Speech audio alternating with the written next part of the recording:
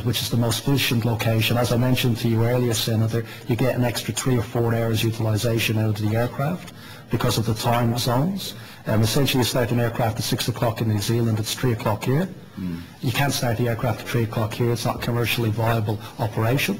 So you start here in New Zealand, that's where the economics work. The aircraft flies from New Zealand to Australia and it gets back to New Zealand at whatever, midnight at night or 11 o'clock at night. You get a longer day, you get better utilisation, and that makes the operation more efficient. Well, it's basically about, it's about efficiencies in terms of labour hire. I'm not criticising it. No, it's a combination. Labour comes into it, absolutely, because it's our New Zealand rates and it's competing against Air New Zealand and Pacific Blue. This operation wouldn't exist if it wasn't competitive against Air New Zealand and Pacific Blue. That's why we needed New Zealand cost base. But a large element of it is the efficiency you get out of the aircraft. If we had to do with Australian crew, we'd have overnight accommodation to start the aircraft in New Zealand.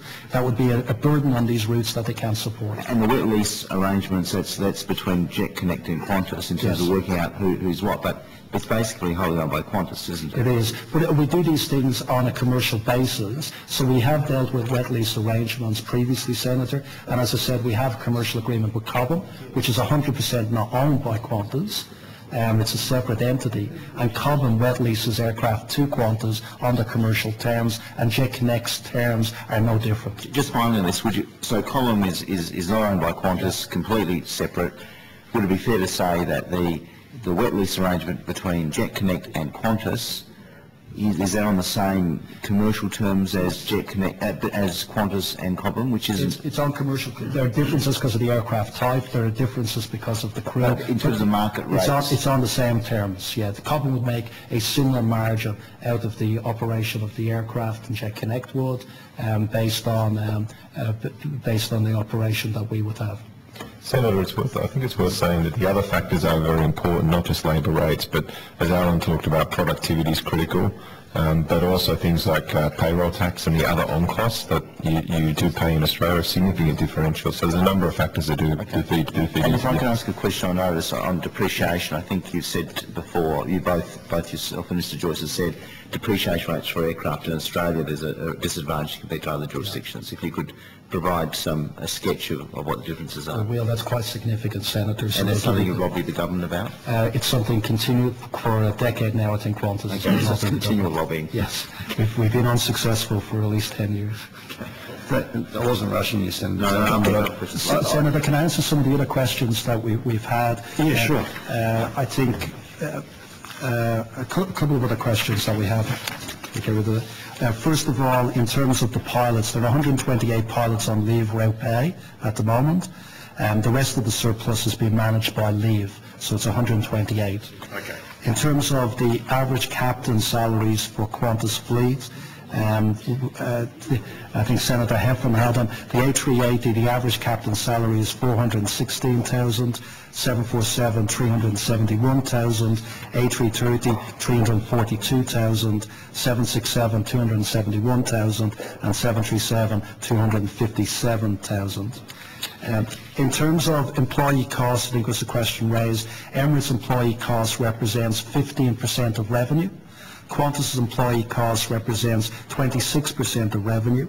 That 10% difference on Qantas's revenue base is worth $1.6 billion in terms of inefficiency compared to Emirates. Thank you, Mr. Joyce. Just before I go... Senator, there's one other thing. We contacted our providers of hotel rooms, and to avoid you to go into camera on this issue, we're happy to cover what we're paying. We've asked for our confidentiality to be waived. And in terms of the average room rates booked for Qantas passengers between the 30th of October and the 1st of November, when the grounding happened, the international rate was $190 per room. The domestic rate was $240 per room. The total estimated cost for the accommodation was $1.9 million. The international cost was $1.2 million, and the domestic cost was $700,000. Well, thank you very much, Mr. Joyce. That's good. For that information, save us doing that. And before I flip to Senator Gallagher, then to Senator Abetz, I just want to follow up very quickly on Senator Xenophon's line of question in terms of Jet Connect. Yeah.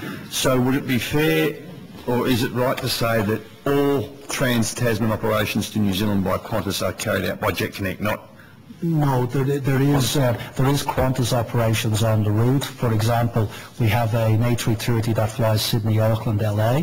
That Sydney-Auckland leg is operated by Qantas A330. There are Qantas services into Wellington, I think, from Sydney. There are a number of Qantas services on the Trans-Tasman, and of course there is a big Jetstar operation also on the Trans-Tasman. Okay, but without the opportunity in terms of facing the competition in wages, payroll tax, I think you said, and productivity, you couldn't operate is it the Sydney direct to Auckland and Melbourne direct to Auckland unless you were with or using Jet Connect? Yeah, as you're probably aware, the Trans-Tasman hasn't been a very profitable route group for the group, and having it with, as I've said, the complexities of having Qantas aircraft based in New Zealand operating with crews overnighting in New Zealand, with the discrepancy we would have between the rates our competition pays and we pay, the combination of all of them would result in the Trans-Tasman operation not being viable. Trans-Tasman is a struggle for the group today. The Christchurch aircraft hasn't helped. So the Trans-Tasman is a route group that could not digest those extra costs. I suppose what the fear is that, and it's a reality, it's there, but what other routes are you under extreme pressure in terms of the same productivity and payroll tax and all that, where you are now operating Qantas employees on Qantas routes? What I'm trying to say is, what's stopping you having to go down that same path with other routes where there will be, for want of a better term, labour hire or alternatives to Qantas employees on Qantas wages and conditions? The first thing, I think the New Zealand operation is very different because Jet Connect have been operating now for more than a decade. So it's a long-established operation, and I have to say it was recognised by the unions that we did need that operation to be competitive. I think the pilots recognised it in the previous agreement that we did, and the role that Jet Connect actually had to play. And when it comes to the rest of the operation, it is very different problems that exist. We are not planning a Jet Connect anywhere else to be operating. We have to turn around the Qantas business in the rest of the world. The A380s operated by Qantas will continue to be operated by Qantas, and we need to get them efficient to be competitive. And we're in a different position in different markets. There's some markets where we're structurally advantaged. You take the North American market where we're competing against American carriers and Virgin Australia. We believe our product, our network and our partner allows us to have a structural advantage on that route. And with Qantas's operation, we believe we can turn that around and make money. And we have, as I mentioned, seen Dallas and LA turn back into profits. Within Europe, it is different. We're going to have to work on what we need to do in Asia. And the plans about what we're doing in Asia is going to help support the Qantas jobs and the Qantas operation. It isn't to replace the Qantas jobs and operations.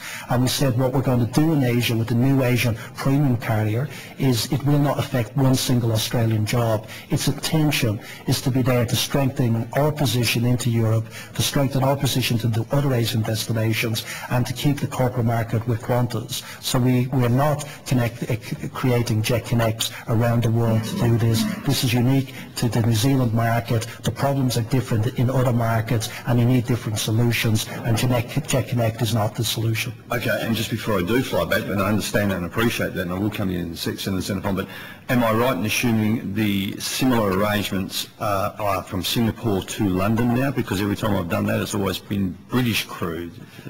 No, that's something that's been established for some time. We have a UK-based cabin crew base. Yeah. Again, it was more efficient for us to do that rather than have, I think we're the biggest purchaser of hotel rooms in Singapore today because we have so many crew overnighting in Singapore, and we felt that was needed for efficiency to have a UK-based crew base. They are employed by Qantas in the UK.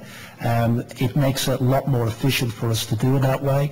There's no pilots employed by that, so it's very different. It is cabin crew, not pilots, and it doesn't have a maintenance arm like Jet Connect has to do its own maintenance. Okay. So it's a very different type of setup, and that's not uncommon. If you look at international airlines around the world, they will just not have a home base for their crew. They will have bases around the world where crew are located because it's a more efficient way of actually crewing the operation. Thanks, Mr. Joyce. Senator Xenophon.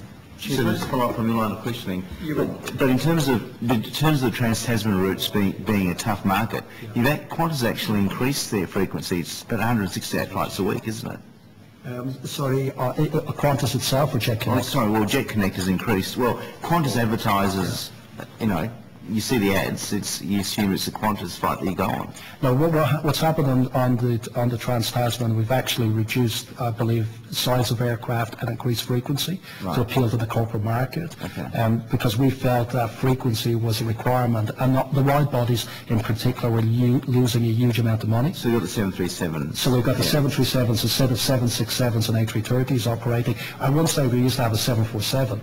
We used to have a Brisbane, Auckland, LA service with 747. That was using a significant amount of money. We've replaced that 747 now with 737s, and that's a significant increase in frequency, but not an increase in capacity. Okay. And just in terms of when you decided to ground the airline on the 29th of October, you didn't ground Jet Connect, did you? No, it was a separate entity, as you said. But you have control over that entity, don't you? We do. But we didn't have... You could have if you wanted to.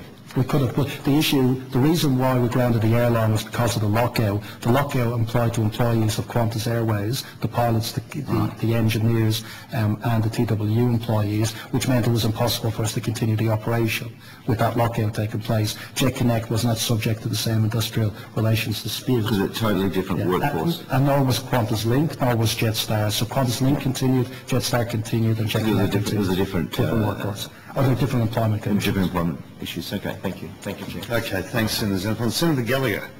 Thank you, Chair. The lockout certainly put two things in perspective. One is that you had a dispute that wasn't being resolved with your employees, and the other was the absolute catastrophic damage to the Australian economy that the 24 hours plus of no flying did. So in that environment, clearly under the Fair Work Act, you had no requirement to notify anybody. Under your aircraft operating certificate, you had a duty to notify after you made the decision.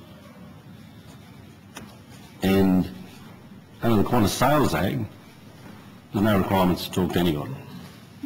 Is that a fair assessment? No, I don't think there is, Senator, because the damage to, I'll take your first part of your question, I don't agree with the premise, the damage to the Australian economy was already taking place because we already had industrial action taking place by the three unions that had disrupted over 70,000 passengers, had cost Qantas over $68 million, and we had the unions talking about 48-hour stoppages, a slow bake, this taking place over a year. So the damage to our economy would have been a lot greater if we'd let this continue. It wasn't, I think actually by our actions I would actually contest that we brought minimised the damage to the economy and to Qantas because we brought it to a head. We stopped this lasting a full year. We stopped hundreds of thousands of customers being disrupted, and we stopped hundreds of millions of dollars of cost to Qantas by doing the way we do. So I contest that the damage was caused by the grounded. More damage would have been done by the continued of the industrial action. Yeah, thank you. I'm really concerned about the domestic side of the Qantas business. So for argument's sake, if Sydney, Melbourne is reportedly the third or fourth busiest domestic route in the world, yeah, and you're operating that sector with probably the oldest planes in the Australian domestic market versus 4, I think it's been reported to this committee here, by Virgin and probably 4.5 by Jetstar.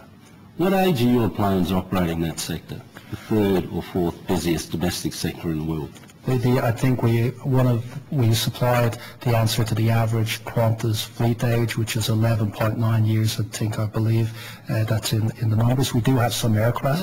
So if I can butt in there, if I was to take out the A380s, which don't fly domestically, yep, and there's 6 of them, I mean, you're probably 3 times the age of the Virgin fleet. 11 or 12? We have some aircraft, you're right, Senator, that are 20 to 25 years of age, but we do have a plan for those aircraft to be replaced. The older 767